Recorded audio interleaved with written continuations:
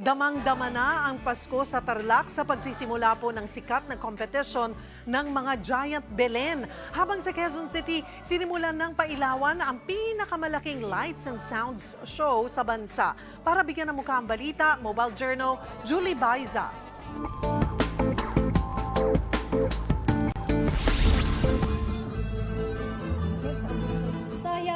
Nagdiningning ng mga pailaw at mga life-size belen. Walang kasing kulay at ningning ang pag-arangkada ng pamosong giant competition ng mga belen sa Tarlac. 50 belen lahat ang lumahok sa provincial-wide belen competition.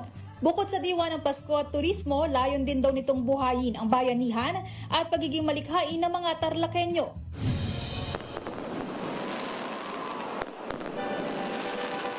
Dito naman sa Metro Manila, mas nagniningning ang Pasko ng mga mamamasyal sa Eastwood City sa pagbubukas ng kanilang holiday lights capades. Pang world-class ang feels ng pailawan ng 2.5 million Christmas lights, ang pinakamalaki at pinakamaliwanag na light and sound show sa Pilipinas. Sentro ng atraksyon ang 20 talampakang metallic chrome Christmas tree na sa bawat pag-utitap ng mga pailaw, sinasabayan ng mga pamaskong tugtugin. Alam nyo ba, ang nasa likod ng light show na ito ang may gawa na musical production noong 2019 SEA Games opening ceremonies. Masasaksihan ng Eastwood Holiday Lights Capades kada 20 minuto mula alas 6 hanggang alas 10 ng gabi.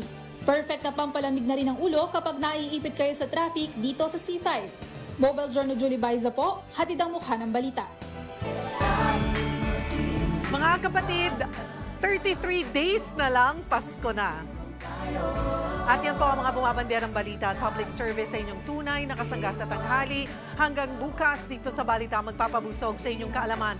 Ako po si Cheryl Cosit. Kami ang 1PH, teleserbisyo para sa Pilipino.